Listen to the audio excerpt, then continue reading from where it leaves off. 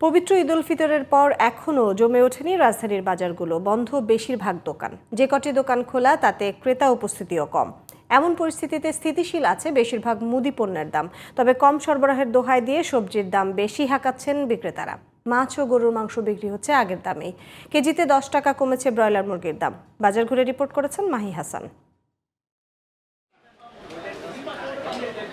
ঈদের ছুটি কাটিয়ে ঢাকায় ফিরতে শুরু করেছেন বেশিরভাগ মানুষ।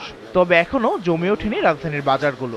শনিবার সকালে রাজধানীর কাঁচা বাজারগুলোতে ক্রেতা উপস্থিতি ছিল অনেকটা কম। চাহিদা কম থাকায় বেশিরভাগ পণ্যের দাম এখনো আছে স্থিতিশীল। গরুর মাংস ও মাছের দাম আগের অবস্থাতেই আছে, তবে আপ্যায়নে প্রয়োজনীয় চিংড়ির দাম কিছুটা বাড়তি।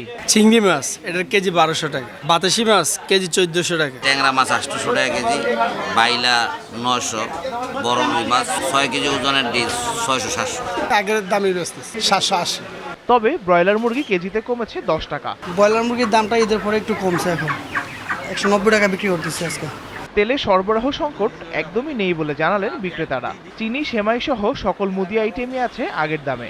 স্বাভাবিক আছে ডিমের দাম। কোনো কিছুর দাম এখনো বাড়ে না, বৃদ্ধি হয় না বা কম হয় না, ওরকমই রয়ে গেছে। তেল, চিনি, আটা, ময়দা বা ডাল এগুলোর দাম মোটামুটি এখন সহনশীল পর্যায়ে আছে। এগুলো কোনোটাই এখনো দাম বাড়েনি।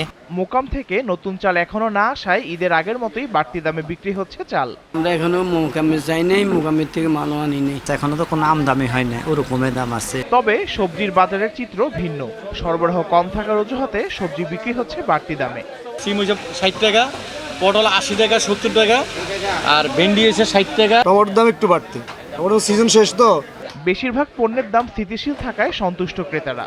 এই স্থিতিশীলতা বজায় রাখতে রমজানের মতো মনিটরিং চলমান রাখার দাবি ক্রেতাদের।